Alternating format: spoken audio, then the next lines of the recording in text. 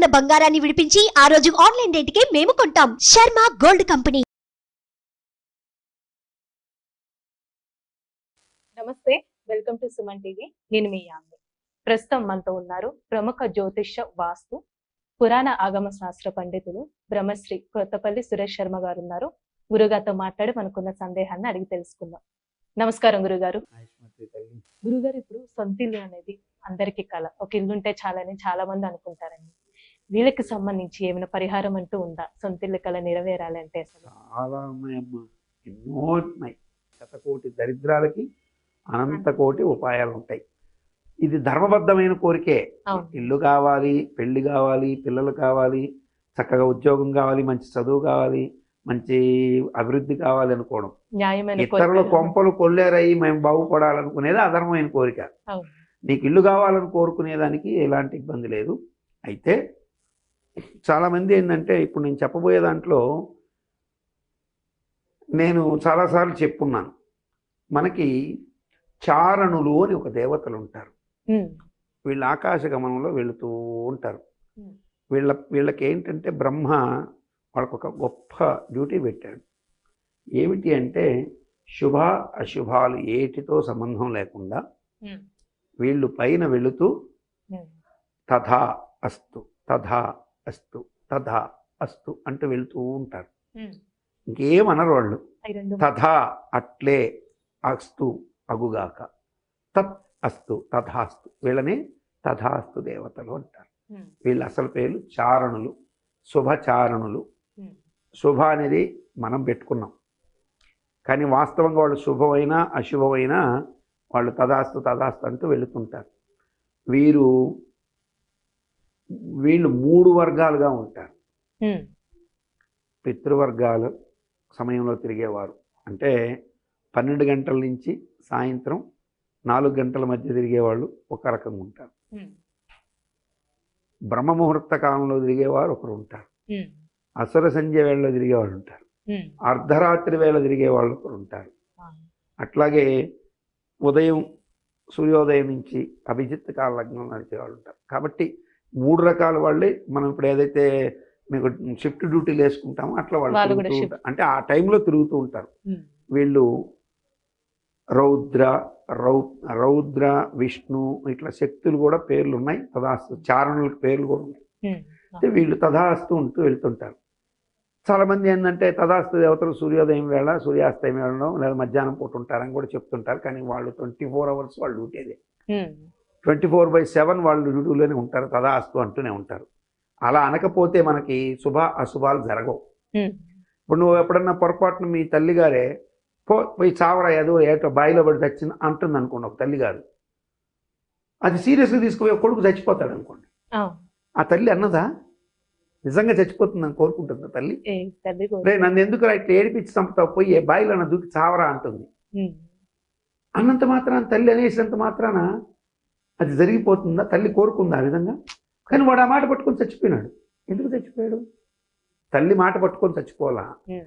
వీళ్ళు తథాస్తు అన్నారు. అందుకే శుభం పలకాలి ఎప్పుడు కూడా, అశుభాలు పలకూడదు.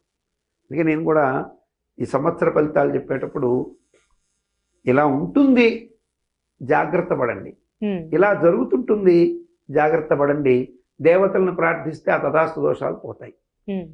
ఇప్పుడు దేశానికి అరిష్టం అని చెప్పి మనం పంచాంగంలో చెప్పుకున్నాం కదా. ఇది ఉగాదికి ముందే చేసేసాం మనం. యాక్చువల్గా కొత్త సంవత్సరం చేసాం. సో కాబట్టి తథా అస్తు అనే దేవతలు ఉంటారు. కాబట్టి భారతదేశంలో మనం ఉన్నాం కాబట్టి, మన భారతీయులు ప్రపంచం అంతా ఉన్నారు, అందరూ శుభంగా ఉండాలని కోరుకోవాలని, విశ్వశాంతి కోసం మనం పాటుపడాలని కోరుకుంటాం. మంచి జరగాలని కోరుకోండి. అది నేను చెప్పిన జ్యోతిష్యం ప్రకారం అరిష్టాలు జరగాలనేది నా ఉద్దేశం కాదు. నేను క్లియర్గా ఉంటాను ఆ విషయంలో. శుభం కలగాలని నా ఉద్దేశం. కానీ అరిష్టాలు రాకుండా ఆపేందుకు మనం ఏం చేసుకోవాలో చెప్తుంటాను. సో కాబట్టి ఇప్పుడు మంచి గృహం కావాలనుకున్న వాళ్ళు ఏం చేయాలంటే, నేను ఇల్లు కొనుక్కోవాలి, నేను ఇల్లే కొనుక్కోవాలి, మంచి ఇల్లు కొనుక్కోవాలి అని సంకల్పించుకుంటూ అదే సంకల్పంలో వీళ్ళు ఉండాలి. ఒకటి. ఇప్పుడు ఏం చేయాలంటే, బజార్లో చక్కెర కాకుండా చిన్న చిన్న కలకండ కాకుండా పెద్ద గడ్డలుగా ఉంటుంది, పటిక పంచదార కలకండ అని కూడా అంటారు. ఇంతంత గడ్డలు ఉంటాయి. ఈ పటిక బెల్లాన్ని తెచ్చి చక్కగా దీన్ని కొద్దిగా దంచి, అంటే మామూలుగా కూడా వేసేయచ్చు, కరిగిపోతుంది, కానీ టైం పడుతుంది. దాన్ని మెత్తగా దంచుకునేసి ముందుగా ఒక పాత్రలో, రాగి పాత్ర కావచ్చు, లోపల అంటే కళాయి ఉంటే, లేకపోతే మామూలుగా స్టీల్ దాంట్లో అయినా మీరు కుక్ చేసుకోవచ్చు. ఒక చక్కగా ముందు నీళ్లు పోసి ఆ నీళ్ళల్లో లవంగాలు, ఏలకులు, జాజికాయ, జాపత్రి, పచ్చకర్పూరం కొద్దిగా పొడి, అలాగే కుంకుమ పువ్వు, 2 పువ్వులు, ఇవన్నీ కలిపి ఆ నీటిని బాగా కొద్దిగా వెచ్చ చేస్తూ తర్వాత ఈ పొడి వేసేసి చక్కగా అది మరుగుతుండగా కొంచెం మరి కొద్దిగా నీరు పోసుకొని పాకం టైప్లో, చక్కెర పాకం లాగా అది వచ్చేటట్టుగా చేసుకోవాలి.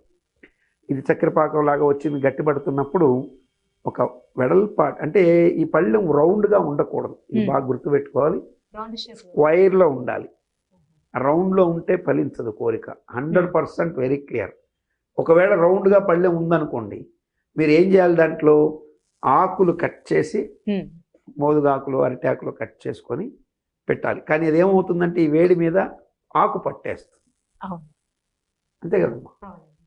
కాబట్టి మీరు ఆ వెడల్పాటి పళ్ళెంలో అంచులకి గోధుమ పిండి లాంటిది ఏదో అడ్డం పెట్టేసుకొని షేప్ తయారు చేసుకొని ఆ మధ్యలో ఈ పాకాన్ని జాగ్రత్తగా పోసేసేయాలి. ఇది ఒక అచ్చులాగా తయారవుతుంది. అది కూడా ఎక్కువ లావు రాకుండా ఒక పలుచగా పోసుకొని సన్నటి అచ్చులు, అది బాగా ఎండుతున్నప్పుడు కొంచెం అంటే గట్టిపడినప్పుడు చాక్తో సన్నగా పలకలుగా కోసుకోవాలి దాన్ని. ఇలా కోసుకున్నటువంటి అచ్చులన్నిటినీ కూడా మనం ఏదైతే అచ్చులు వచ్చాయి కదా, ఇప్పుడు గోధుమ పిండిని చక్కగా ఒక పళ్ళెం తీసుకోవాలి. ఆ పళ్ళెంలో గోధుమ పిండిని మనం చపాతీ వీటికి ఏదో తయారు చేసుకుంటాం కదా, అలా గోధుమ పిండిని చక్కగా అట్లా పెట్టి దానిపైన ఈ గోధుమ పిండి ఇలా పెట్టి దానిపైన ఇది ఇట్లా నిలబెట్టామనుకోండి గోడలాగా వస్తుంది కదా, మరి ఇటువైపు పెట్టి ఇంకొక అట్లా పెట్టి ఒక ఇంటి షేప్ టైప్లో దాన్ని పెడితే అతుక్కుపోతుంది, బాగా చక్కగా అతుక్కుంటుంది. ముందుగానే ఒక వెండి పళ్ళెమో, మీ శక్తిని బట్టి కాపర్ పళ్ళెమో, లేకపోతే స్టీల్ పళ్ళెమో. కానీ వెండి పళ్ళెం కానీ కాపర్ పళ్ళెం అయితే శ్రేయస్కరం. స్టీల్ అనేది ఇనుము కాబట్టి కోరికలు కొంచెం కష్టం అవ్వచ్చని నేను అనుకుంటున్నాను. సో కాపర్ పళ్ళెంలో కానీ ఇట్లా పెట్టి దాని మీద ఇది అంటిచ్చేసారనుకోండి, ఇట్లొకటి అతికిచ్చారు, మరి పైన ఇట్లా పెట్టి మధ్యలో అంటించారు. అంటే ఇదంతా కూడా ఒక చెప్పాలంటే ఒక పేస్ట్ టైప్లో అతుక్కుంటుంది, అది గట్టిపడిపోతుంది. ఇప్పుడు గృహంలాగా తయారయ్యింది. మీకు ఇంకా ఓపుకుంటే దీంట్లో ఫుడ్ కలర్స్ కలిపి ఎర్రగా పచ్చగా మీరు తయారు చేసుకోవచ్చు, నాకు సంబంధం లేదు. అంటే ఇంటికి కలర్ఫుల్గా ఇల్లు అనుకుంటే అలా కూడా తయారు చేసుకోవచ్చు. ఇప్పుడు వెనక పక్క కూడా క్లోజ్ చేసేసి ఒక డోర్ టైప్లో చిన్న ముక్కలాగా కట్టించి అటు ఇటు కిటికీల టైప్లో కూడా అన్నీ తయారు చేసుకొని చిన్నపాటి ఇంటిలాగా తయారు చేసుకోవాలి. లేదు మీకు ఇల్లు కావాలనుకుంటే జస్ట్ గోడలు పెట్టుకోకుండా ఈ తలుపులు గిలుపులు కూడా సింపుల్గా పెట్టేసి ఆ లోపల మీరు దాన్ని తలుపులాగా పెట్టిన దగ్గర కూడా మీరు అతికిచ్చి పెడితే అతుక్కుంటుంది. ఇవన్నీ చేశాను కాబట్టి చెప్తున్నా. ఆ వీడియోస్ కూడా మనం ఒప్పుకుంటే ప్రూఫ్గా చేయొచ్చు. అలా పెట్టి లోపల లక్ష్మీ ప్రతిమని పెట్టాలి. లక్ష్మీ ప్రతిమను పెట్టి ఆ లక్ష్మీ ప్రతిమ మీద ప్రతిరోజు లక్ష్మీ పూజ చేయాలి, అష్టోత్తరం చేస్తూ వచ్చి కుంకుమ వేయకూడదు అక్కడ, కేవలం పువ్వులు మాత్రమే వేస్తూ రోజు ఆ పువ్వులు తీసేస్తున్నారు. ఈ పువ్వులను తొక్కని చోట పెట్టేసుకోవాలి.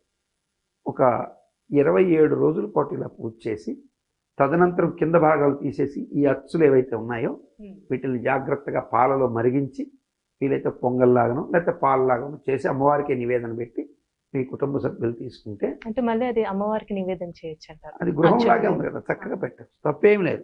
అమ్మవారి ప్రసాదం అమ్మవారికే పెట్టి తర్వాత మీరు చక్కగా పాలలో కలిపి మీ కుటుంబ సభ్యులు అమ్మవారి ప్రసాదంగా తీసుకుంటే 27 రోజులు మీరు చేశారు. 270 days, 270 రోజులు అంటే 9 నెలల్లో స్వగృహ కళ నెరవేరుతుంది. No issues. పక్కగా చేసి రిజల్ట్స్ పొందిన వాళ్ళు నా దగ్గర 100 మంది ఉన్నారు. ఇలా చెప్పి చేసుకోండి మీరు సింపుల్గా అంటే చేసుకున్న వాళ్ళు, అపార్ట్మెంట్ కొనుక్కున్న వాళ్ళు ఉన్నారు, చిన్న చిన్న ఇల్లులు కట్టుకున్న వాళ్ళు ఉన్నారు, భవంతులు కట్టిన వాళ్ళు కూడా ఉన్నారు. ధన్యవాదాలు.